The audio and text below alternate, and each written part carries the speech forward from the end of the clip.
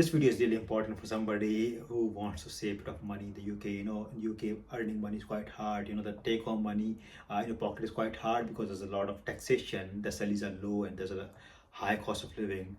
So in this video, I really want to talk about what I do in terms of saving money, and this video is about groceries. So in this video, I really want to talk about, how do I make sure I pay minimal for my groceries, and then of course I need to make sure I also buy quality groceries because the food definitely isn't that great generally in UK supermarkets. I think there are a few things that I do and really, really important if you're on a budget, number one, or maybe somebody who just want to be a bit smart about their money. If you follow these techniques, I'm sure you will save some money because I do save that, and I think I save decent amount of money from using all these techniques. So, few things. Number one is basically supermarket loyalty apps. Now, it's just burdensome to have Nectar, for example, Lidl card, and then you got more card for Morrisons. You got Waitrose, their own stuff. All these markets have some of the cards, right? Now, it just feels burdensome, but you need to make sure you have card for every single market, especially the markets that are near to you, because a lot of times things are much cheaper on those cards. And for example, Sainsbury, which is quite near me, sometimes the normal price is 1.5 pounds, Nectar price is £1. Literally, significant saving. Similarly happens with a lot of supermarkets as well. So number one, loyalty cards is a must. You need to make sure you have them. Secondly, again, very important thing, then after the loyalty cards, you need to make sure you have some better way to pay money on the till, right? You don't want to go cash, you don't want to go credit card, debit card. What you want to do is you want to make sure you got some sort of gift card, some sort of way that you pay. For example, you're getting £100 grocery balance for paying maybe £95, £90. That's what I do as well. In my job, I got a portal, and a lot of companies here provide that sort of employees portals, or maybe for students there are a lot of websites out there. You can actually for example buy £100 Sainsbury's grocery balance for £95, so you're saving £5, 5% generally here.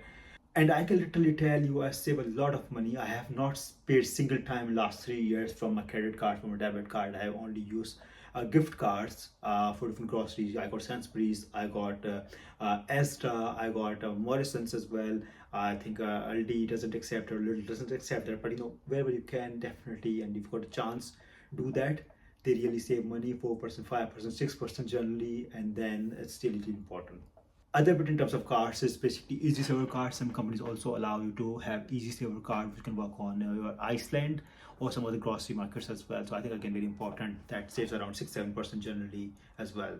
Third important thing, once you start going to supermarkets, and if you got quite a few nearby, you get to understand the pricing mechanism around. Now I live in Ilford, I have Sainsbury's, I got Lidl, I got Aldi nearby, and I got local stores as well, Indian grocery stores.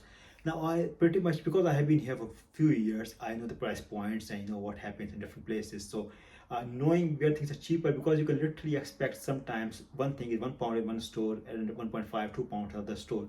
Pretty much similar thing, and that's what once you start going in these places, you get to know. And again, if you got time, do that. If you don't have time, don't waste your time going on different places. But I've been here for a while, I know stuff in and out, so definitely that helps. Number fourth is timing. A lot of supermarkets actually restock again at the end, and at night time you would find a lot of stuff on reduced prices. Sainsbury's, Lidl, I literally see at the night time like 8, 9, 10, especially around 9, 10. A lot of stuff is on sale. Now, I'm not saying you should buy that stuff, because some of that may be just near the expiry, or something may not be good enough. But there's a good chance that you might get something decent in low prices if you want to do that, and really helps in terms of your bills overall. Next bit on groceries is basically all those online cashback portals. So you might have heard of Quidco, Top Cashback, Green Gin, for example, and then Just Donut, for example. There are a lot of networks out there. I'm not going to share referral links because I'm not affiliated with them, but again, do use them. Especially last time when I saw the offer, if you buy around £45 of groceries for Sainsbury's, Quidco will give you £45 back, cashback. So I opted that. I literally got £45 of groceries for free from Quidco. So there are generally offers. These websites update their offers every single day, sometimes, especially Christmas, Easter, all those days whereby there's a lot of sales and stuff. Groceries also get a lot of higher cashbacks.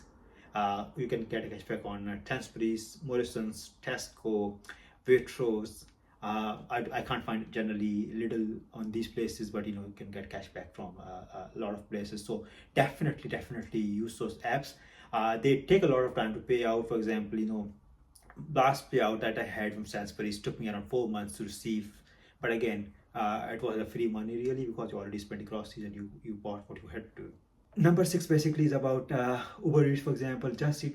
These platforms, they also deal with groceries. Now, generally, they're very expensive compared to groceries. But for example, I got a Uber One account, and now I can order groceries almost at no cost.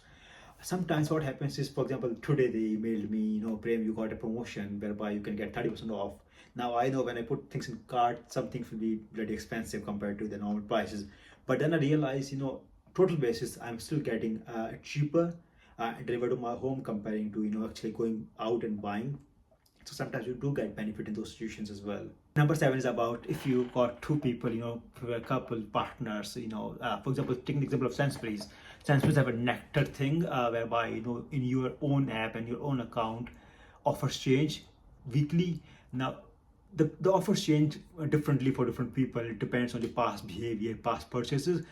Now, for example, me and my wife have got two Nectar accounts, and then we see on every week what offers have changed and then get benefit from both. Because it's literally easy money, just check the accounts and see what the offers there if you need anything, and then it's probably saving of 1, 2, 3, 4, 5 pounds, depends on the items out there.